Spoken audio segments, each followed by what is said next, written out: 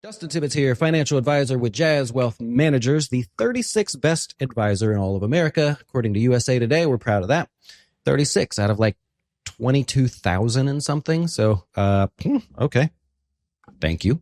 Hey, anyways, hope you'll check us out at jazzwealth.com. And if you're about to retire and find yourself finding it hard to spend some money, I'm going to go over some things that might be able to help you with that here today. Now, this is stems from a study that Kiplinger did, actually, that said, hey, we looked at Fidelity. We asked Fidelity how many people are millionaires, and these are very close to retirement people. I should say somewhat close. And they said, okay, let's give you a breakdown here. By the end of 2024, baby boomers, which are 61 to 79 years old, 41% of them have 401k assets that add up to $1 million or more. And if they were married, they included both of those accounts. That's a part of the study you should probably know. It's not the individual. So if you're feeling bad about yourself being 61 and maybe not having $1 million bucks, well, hopefully we can fix that or get you on the right path there. But if you were married, they counted both of them. Gen X, 45 to 60 years old. God, I want to be a part of Gen X so bad there. Unfortunately, I am a millennial. I hate that. Anyways, 45 to 60, 57% of them had more than 1 million in retirement accounts. Again, jointly filing would include both accounts there. Now, the issue here is people are not wanting to spend. And I agree with this 100%. We work with clients all over the country, and it's been really cool to get to know these people's personalities and styles and stuff. And we see common, things as well. One of them is the inability to spend money when you retire. And I can't relate to it, but I get it from having seen this so many times here. Here's some of the things that cause you to think that way. Not wanting to account for needing to buy a new car, sticking with an old car because you're like, I don't want to go buy a new one, whatever. You may decide I'm not going to travel as much as I wanted to, because that's going to start drawing down money there. You might delay that travel till later in life, but unfortunately you're old now and you don't really care to do that. It's one of my favorite pictures. Maybe Cody can find it for me. It is a couple on a gondola in Italy, and the guy's pushing with the stick, and there's an older couple on this gondola, probably in their 70s, 80s maybe, and they're passed out. They're just sleeping on a gondola.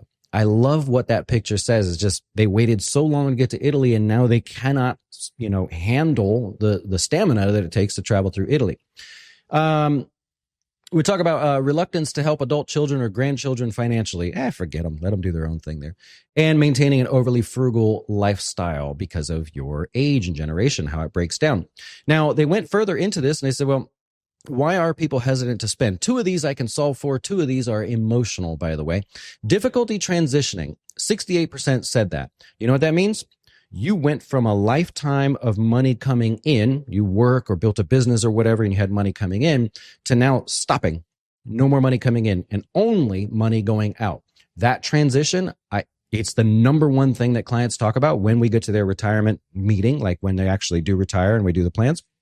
Oh my God, I have no money coming in. Now money's going out. Do I have enough money coming out?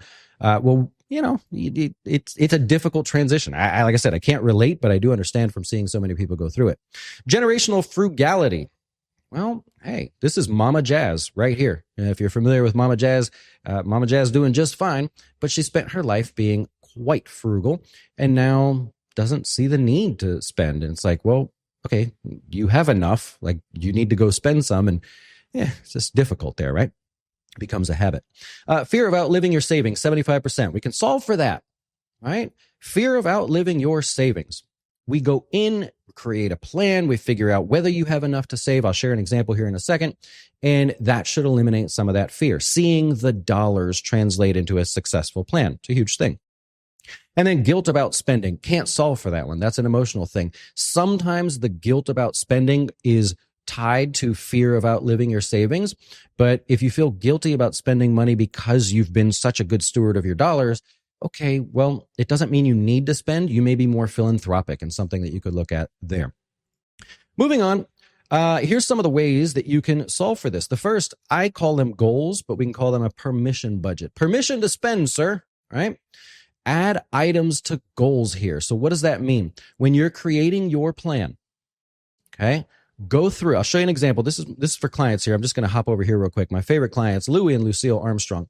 When you're creating your plan, I can't do this for you. Go on over to the profile, click on goals. Most people do not put added goals, travel, some slippage in your spending there, getting a new car every so often. If you do that, put as many goals as you can in here that you want to achieve. If you do that, then what we can do is come over and model different scenarios against it. So for example, we find that we've adjusted this plan in a way that works. And they say, well, look, I was going to buy a car for 20. I'd like to spend 25 on the car or something. I buy a 3-year-old Nissan, whatever, every 3 years. Can I spend 25 and get one that has leather seats or, whatever it is you like? We can look at that and say, yes, you can. Right away, right? Once you put the goals in there, we can come through and tinker with those goals and really everything if we need to try to see how we make this actually happen. So when we talk about a fear of you not wanting to spend money, a lot of times it has to do with that plan, right? We're going to look for this is not important to everybody, but the legacy side of your giving. Think of it this way.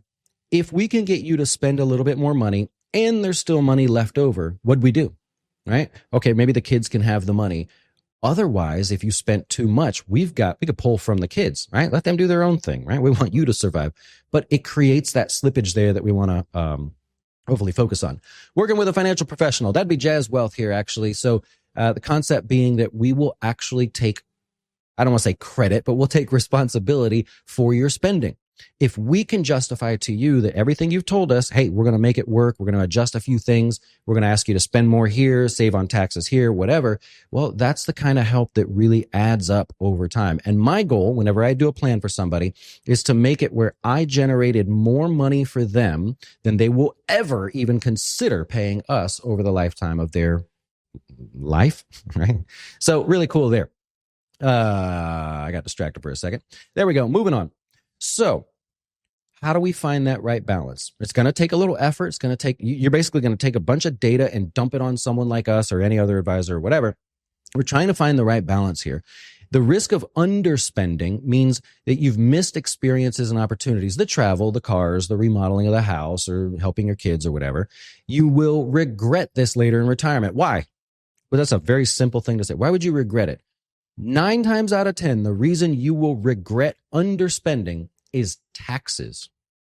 What happens when you haven't spent enough and now your RMD is 4 times greater than it was going to be because we didn't convert some money, we didn't take some out earlier and put in a brokerage account or whatever? It's going to be because of taxes there.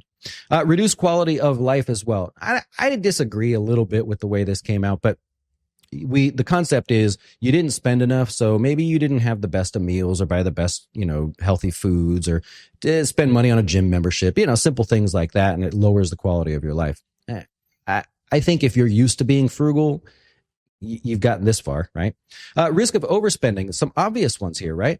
Outliving your savings. We've got to solve for that. If we can solve for that with a good cushion or margin of error there, then that helps solve your fear of overspending.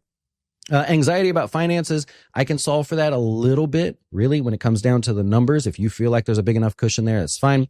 And of course, if you overspend and you feel passionate about it, giving money to children, grandchildren, the SPCA, whatever, in the future makes a difference. So what's the action plan here? We're going to start, even if you do it yourself, right? We're going to start with that financial plan, a spreadsheet even, that's just whatever works for you. We're going to talk about you're going to work through a sustainable spending rate. Okay. I'm not saying, hey, I was going to spend $5,000 a month. Now I'm going to spend $50,000 a month. What's sustainable inside of your plan? And can it be more than what it is? Create a bucket list or goals of your experiences. Put them all in there. I tell clients, put every goal you can think of, and let's start by making it as hard as possible. Make me do my job. And if I have to come and pick on some of those goals, I will. Maybe we change years that we do these goals. Maybe we try to do them sooner. That's always my goal. Remember, if it's travel or something physical, like I would like to go wakeboarding at some point. I don't think I'd be very good at it, but I'd like to try it at some point. It has to happen soon. It's not a very expensive goal to have, but if I don't do it soon, what am I going to wakeboard when I'm 75? I mean, I've seen people do it, but statistically, that's not very common. So create that bucket list of goals based on your age. When do you want to do those things? If you want to go see an old reenactment of a play that you used to like when you were a kid, okay, that can be down in the future there. You know what I mean? All right. The permission budget, that translates back into goals there, things that you enjoy doing, the things you want to spend money on. You wish you could, but you're just not too sure you can. Then we're going to review the plan. It's a cycle. We're going to go through this whole thing. Tax laws change, political environments change. We're going to review that plan to make sure that it's still worthwhile and there's no more efficiencies to be had there. And then after all that's done, you go back and you go, what makes me happy? I am retired. Maybe spending money doesn't make you happy. That's fine. What is it? My thing, when I get older, way older, is I want to have some kind of land somewhere and a little shed, maybe a decent sized shed. And I just want to do woodworking stuff. I don't know why that is. I just want to try to build stuff. I'm telling you right now, I suck at it. I like trying, but I'd like to be able to spend time on that. I just think that's pretty cool.